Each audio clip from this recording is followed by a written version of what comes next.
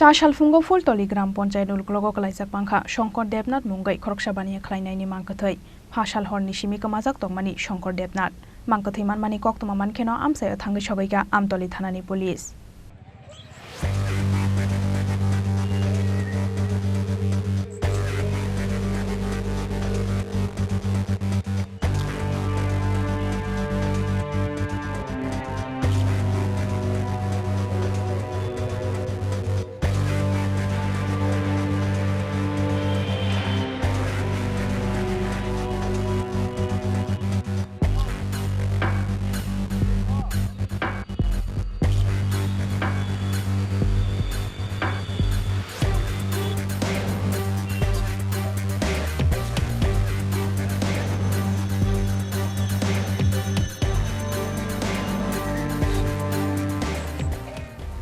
फासाल सारिगो साकसाकनि फालनगो थांनानै होनाय नकनि अंखरि थांमानि शेखरगढ़ दीनदयाल जमनि आमसायनि शंकर देबनाथ मुंगै खरकसाबानी खलायनाय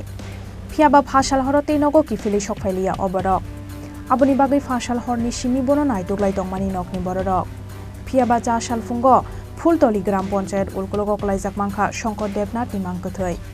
मांकथै मानमानि कक्तमा मानखेनो आमसाय थांगै सगैखा आमतली थानानि पुलिस मांकथैनि गानाव कलाइजाक मांखा बिथिनि कायसा बटल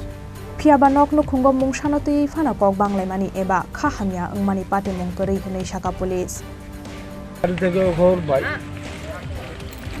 শঙ্কর দেবনাথ বাজারে দোকান আছে এবং বাড়ির দিনদয়াল জমি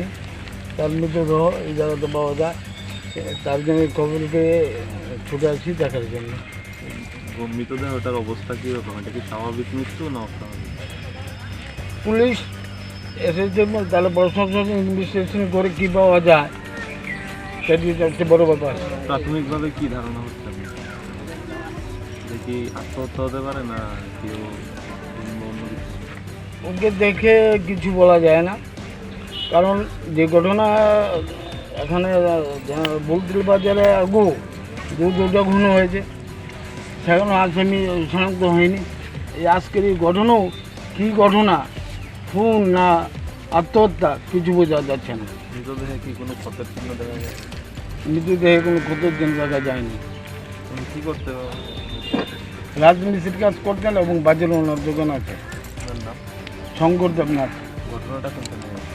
ফুলতুলি পঞ্চায়েতের পিছনে पाइथागो पार्टी मुंगथाया तुबुजाखा फरेंसिक टीम आबोनि यागुला पोस्टमार्टम नि बागै बिनि मांकथैनो आगरतला जिबि शाखा नगर हरका पुलिस ब्यूरो रिपोर्ट चिनी खरां।